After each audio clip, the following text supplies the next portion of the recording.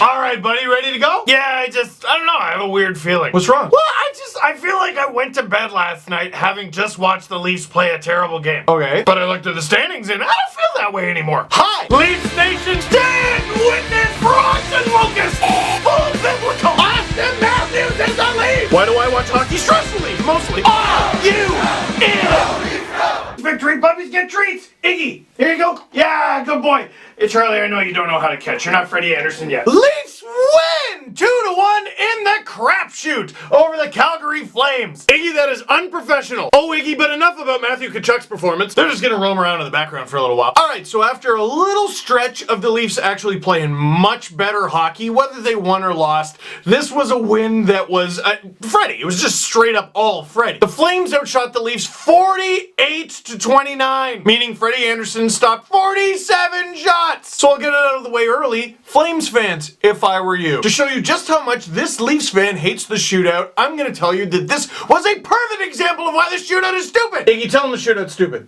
That's right. Because, okay, about a week ago, whatever it was, the Leafs kicked the Flames up and down the ice. They beat them. It was a great game for the Leafs, not a great game for the Flames. In this one, the Flames have a great start to the game. They hold it together through the middle of it. They dominate the Leafs in the third. They dominate the Leafs in overtime, clogging up the neutral zone, getting their sticks in there. They did a great job of shutting down Austin Matthews. So what happens in the shootout? First shooter, Matthews gets a clear path to Mike Smith. It's not hockey. What about a penalty shot? I've gotten a few times. A penalty shot is to give a player an opportunity on net that you took away from them illegally. The shootout, on the other hand, might as well just be called let's just go home. I thought the Flames were excellent defensively in this game, and the Leafs were defensively crap, and in the shootout, you take that all away. It's trash! Me during 3-on-3 overtime. Oh my god! Oh my god! Oh my god! Oh my god! Me during the shootout.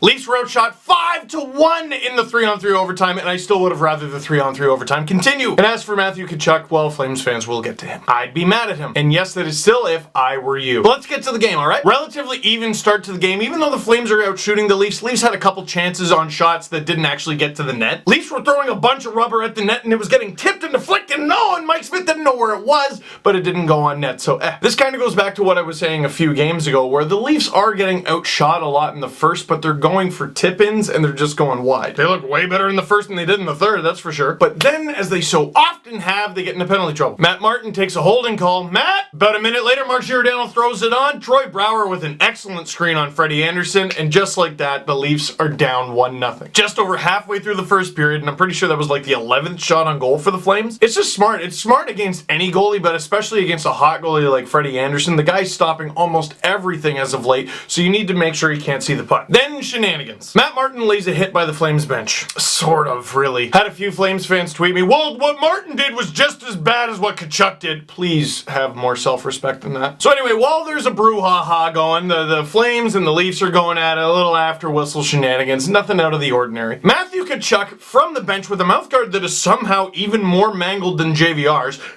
Not only does Matthew Tkachuk, who's on the bench, try to spear Matt Martin, who's on the ice, it looks like he was going for his pills. What do you mean his pills? Does he have a headache? Not his literal pills. His cojones, his huevos, the Greek god known as testicles.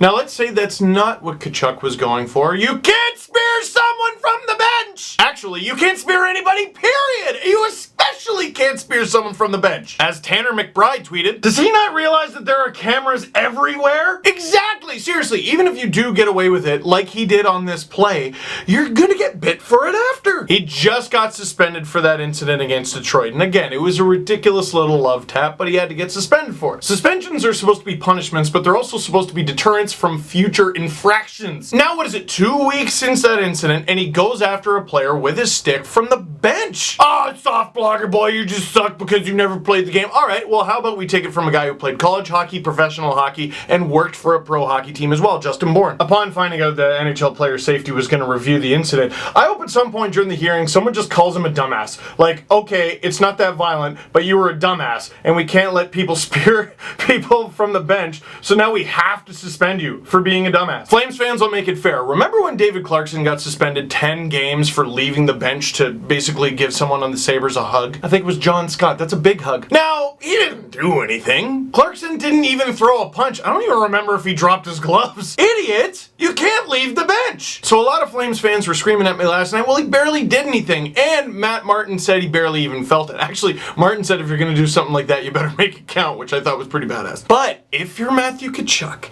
and you just got called out for something, now you got a hearing for another something 2 weeks later.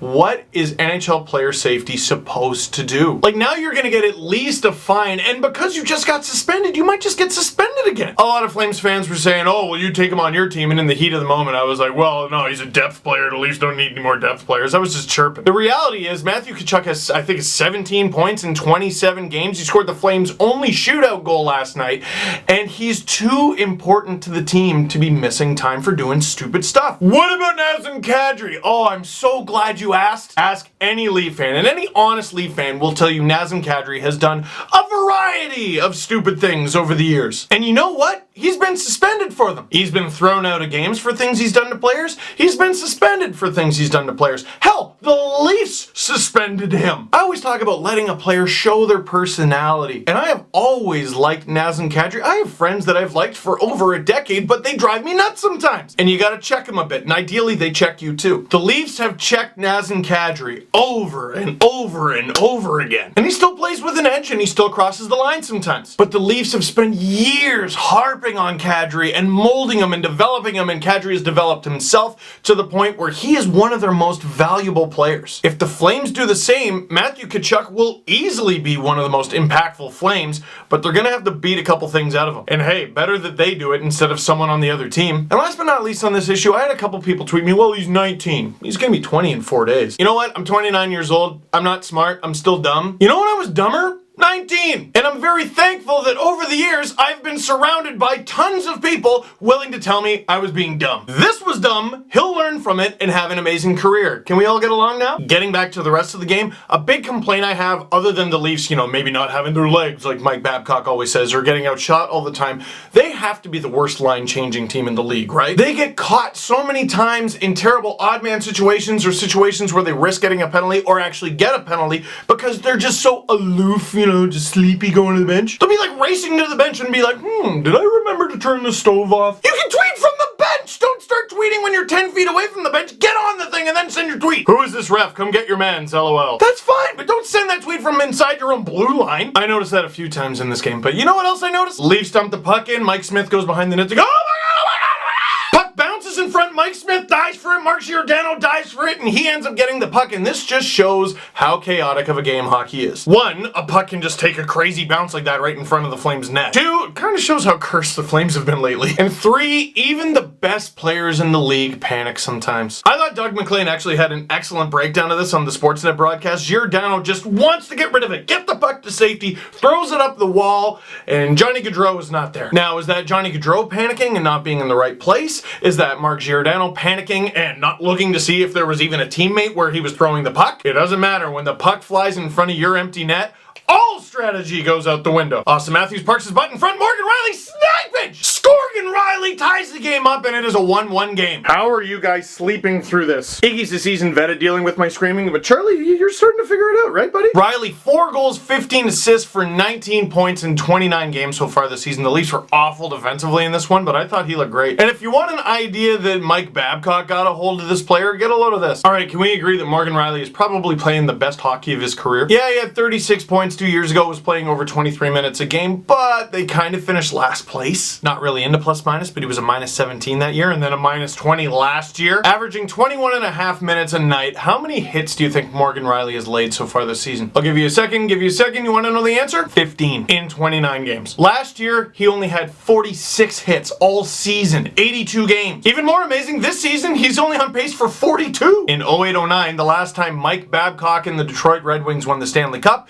Nicholas Lidstrom had 43 hits. Now, I'm not about to compare Morgan Rielly to Nicholas Lidstrom, but if Mike Babcock can make Rielly into like 75% of what Lidstrom was, I'm cool with that. And Austin Matthews with the screen on that goal, I want him doing that more often. I know ideally that's not his role, and ideally that's Zach Hyman's role on that line. In fact, that is his role. But while Hyman isn't exactly Mighty Mouse, Matthews is huge. He can snipe, he can dangle, and if he wanted to, he could be like JVR. Just banging in, tipping in goals like, hello, welcome to my office. He's pretty good. Third period, Leafs get their teeth kicked in, outshot 17-7, then outshot 5-1, 3-on-3 overtime. Leafs had their chances, Calgary had way more, including 2 where they left Johnny Gaudreau wide open in front of the net twice in about 10 seconds, but they survive it and come away with the crapshoot win. Now, let me ask you something. Freddie's playing too much, right? What was that stat I saw? He's faced the most rubber in the entire league so far? He needs a few more nights off, right? He needs a few more nights where the Leafs rely on their backup goalie. Oh, sorry, what's that? Freddie Anderson's been playing like a Vezina candidate for the last month and a half, and the Leafs' backup is Curtis McElhinney. Well, nuts to that! I guess what I'm trying to say is that is a terrible situation. It's not ideal. But my question is, does it have to be that way? I present to you some data from Gregory Balich. Greg. He works for In Goal Magazine and also Sportsnet 650 out in Vancouver. I'll give you some time to digest this chart. I'm not gonna lie, I don't 100% understand it myself, but your current AHL, whatever that means per 60 liters, minimum 200 minutes played. Hutchison and Sparks are dominant, saving their teams over a goal per game. So your top 5 goalies in the AHL right now in terms of this stat, Michael Hutchinson is number 1, Garrett Sparks is number 2, David Rittich is number 3, Jack Campbell is number 4, and Calvin Pickard is number 5. Eric Comrie is number 6. So the Leafs have both the 2nd and 5th best goalies in the AHL right now. The Jets have the best and the 6th best goalie, and weirdly, the Leafs farm team and the Jets farm team are 1 and 2 in the American League. Now, maybe part of the reason Sparks and Pickard are so good is they're able to split games. That's possible. And they're youngish guys. You want them to be able to play, right? But I don't want those guys to be able to play in the minors at the expense of Freddie's limbs falling off. I've had a few people joke like, oh, we'll see if Edmonton will take McElhinney. I don't know, maybe. Give him a call. But I'm not even saying you need to trade McElhinney to do it. The Leafs got him off waivers, guys. The Leafs have spent years of resources developing and honing Garrett Sparks, and lo and behold, he's one of the best goalies not currently in the NHL. The Leafs got a lot of days off coming up, but they also got a lot of back-to-backs. How many of those games does McElhinney have to lose and have it be obviously him for the Leafs to turn and go to Sparks? Or Pickard, whatever. How about you call up Sparks one time and then Pickard the other? Have Babcock put on his Joker face paint and get a pool cue, break it over his knee. All right, boys, we're gonna have tryouts. My question of the game, should the Leafs call up one of their AHL goalies and let them play a few games? Or do you ride the hot hand with Freddie Anderson and potentially risk burning him out? Last thing, I got merch. Link underneath to my store on teespring.com. It's for the podcast Good Player. If you want to be a good player, we got mugs to make you a good player, hoodies to make you a good player, t-shirts. I think we got tank tops and a whole bunch of other stuff. You can be a good player. So that is it for this one. Thank you very much for watching. Click like if you like this video. Click subscribe if you really liked it. Tell all your friends. I'm not going to mention the 100,000 subscribers thing, okay? A few of you made fun of me for it on Twitter and it hurt my feelings. That, you don't need to be badgered with that every video. But like, if you click subscribe, it'd mean a lot. It'd mean a lot. Christmas is coming up, so...